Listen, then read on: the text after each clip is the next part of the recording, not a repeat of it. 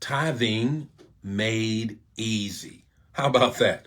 What about that for a title this morning? I got to share this word God has given me to give to you on this morning. Good morning, everybody. It's time for morning manna.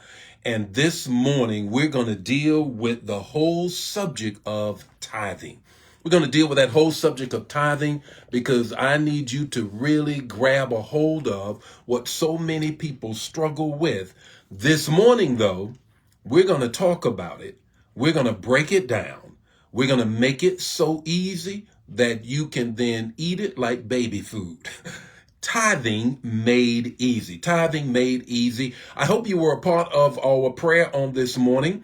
Excellent prayer on this morning. God moved powerfully. Touch and agree with us on that. Put Jehovah Jireh in that chat area when you go back and listen to the prayer. Before we get into this morning's manna, though, you know I always like to push black businesses, black-owned businesses. And here is a brother who is part of our Morning Manna fam, and I really want you to support him. He's an excellent chef. He has written a book. He has sent me this book, and he didn't ask me to do this. I'm doing it because I want to. I want you to experience the outstanding story and the recipes of my brother here. Here he is. I need you really to connect with him. Get this book. Scotty is an excellent cook. I'm not only saying this because he sent me the book, because I know him. I've eaten his food, okay? I've eaten his food. Now, it is outstanding. I want you to get it. Please support black-owned businesses. Support this man of God who is stepping out, a retired military member, and now saying, you know what? I'm moving forward into my gifts, into my talents, and my passion. His passion is cooking. His story is here. His recipes are in here. Please get it. Please get it. Here it is. See Your Root and Run It. See Your Root and Run It. And that is Chef Scotty Johnson. Chef Scotty Johnson. Like I said, I've had his food. It's excellent. You want to have it as well. Look, this morning, let's deal with tithing made easy. Tithing made easy. Always the text to talk, the takeaway. Here's the text. Malachi 3:10. Malachi 3:10. Some of y'all know it in your sleep. You've heard it so much. If you're a Kojic, oh my God, you already know it. Well, if you're anywhere, and let me read it anyhow. Bring the full tithe into the storehouse so that my house will be full. Put me to the test. See if I will not open up the windows of heaven and pour out upon you a blessing. Now, I like this translation, different from King James, until there is no need. I will pour out a blessing upon you until there is no need, unless you have no room for it. Either way, you want to look at that. Bring the whole tithe to the storehouse, and see, won't I bless you to the point where there is no more room for your blessings. Deuteronomy said that your blessings are going to chase you down and overtake you if you obey his word. Let's break this scripture down. You've heard it so much, but many people really don't have a good understanding of the exegesis of the text. First of all, understand this. What is a tithe? What is a tithe? Tithe is a tenth. Well, why 10? Why not 9? Why not 11? Why not 15? Why not 5%? What is the big deal about 10? And Bishop, so if I don't give 10, did I not tithe? No, you did not, according to the word. So what does the 10 mean? 10 represents the whole. 10 represents the whole. Remember, you count to 10 and you start over. I don't care what you're counting to, from 1 to a billion, to a trillion, or to gazillion. You start with 1, you go to 10, and you start over. Why? 10 represents the whole. God is saying, bring me the whole. But I know you can't make it if you give me everything. So give me a example or a sample of you giving me the whole. Therein lies the 10. What is he talking about when he says, I'm going to pour out a blessing that you do not have room enough to receive? Remember, they are agrarian people, horticulturalists, herdsmen. They live by the earth. They live by their cattle. They live by their sheep, their goat, their ox. Therefore, what he is saying is the thing that a farmer wants the most is rain, but timely rain, not overwhelming rain, but rain that causes a harvest. Therefore, he said, I'm going to open up the windows. The Hebrew word for windows is clouds. You guessed it. Therefore, he's saying, I'm going to open up the clouds, pour out rain that you will not have room enough to receive because the rain will bring a harvest. Not only that, I'm going to prevent the pest and the pestilence, the most feared things that a farmer has to deal with. I'm going to prevent that. Now, this is what is going to make tithing easy for you. The first thing I want you to get after understanding the context of this text is this. Start with it all belongs to him. Let me give you an example. I got to have these object lessons here this morning. Right now, I have 10. I got 10. Let me make it so that you can see this. I want you to see. There you go. I think you can see that I got 10 lemons and limes on my desk. Now, here is the issue. Here's the issue. I want you to see this, right? Okay?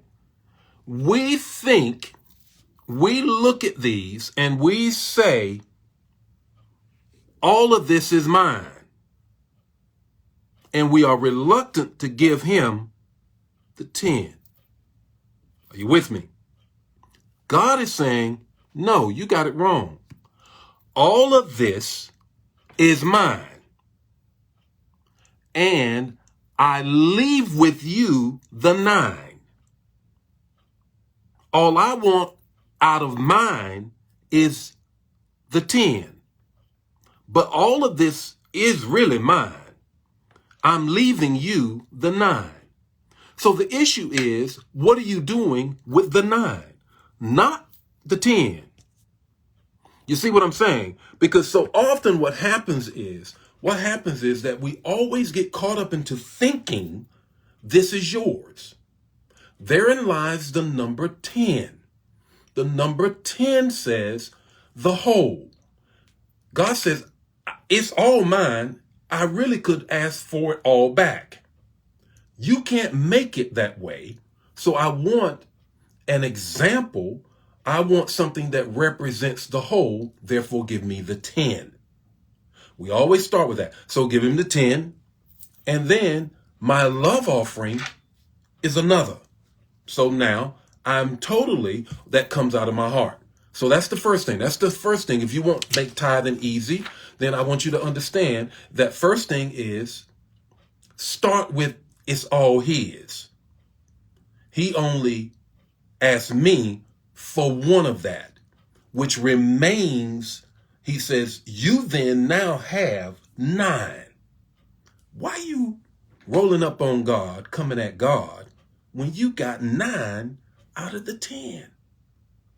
Don't make sense, does it? What you doing with your 9? Here's the second thing. Is this. You are returning as much as you are giving. You make the mistake in thinking, man, I gotta give. No, remember the 10 that he asked for, the one thing that he asked for, he says, now that thing is holy. That thing is holy. The reason why we struggle in our finances is that we touch the holy thing. Come on here. We touch the holy thing. And as a result of touching the holy thing, our finances fall dead. Come here. Let's talk the word. Now, the word is this. Remember when they was bringing the Ark of the Covenant back into Jerusalem? They had it on the wagon. They were then taking it in. They were supposed to have X amount of feet away from it. It tilted. The ark was about to come off. Somebody reached out and grabbed it. Oh, don't let this happen. God says, wait a minute. Don't touch the holy. Bam, they're dead. when you touch the holy thing, your finances fall dead. It falls. I'm just sorry. That's what he means when he says that you are cursed with a curse when you mess around with the 10. So that's why the rest of that can't do what it's supposed to do, because you have touched the holy thing. Take your hands off the holy thing. See, don't your finances get blessed. Here's the third thing. The third thing is this. It's a heart thing, not a money thing. It's a heart thing, not a money thing. Now, what do you mean by this? Now, remember in verse 7, in Malachi 3, in verse 7, he says, return to me, Israel, and I'll return to you. That's love language. That's love language. When somebody leaves you, y'all in love, and things don't go right, you say, oh my God, you left me. Come back to me. Return to me, Israel, and I'll return to you.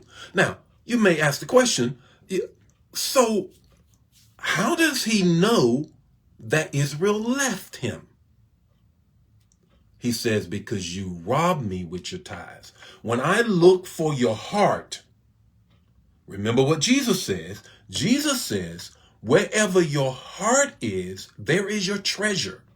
So God says, when I look for your heart of love toward me, I was trying to find the treasure that is reflected of your heart. I couldn't find it.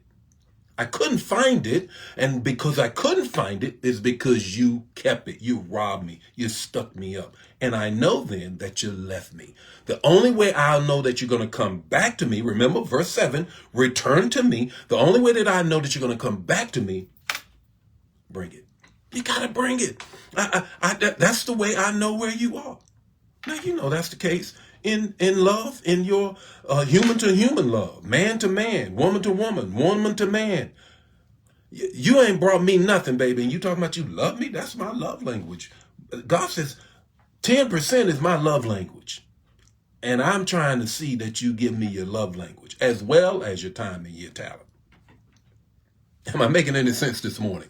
So I want you to grab this. Here's your takeaway this morning. Here's tithing made easy. Your takeaway this morning is this.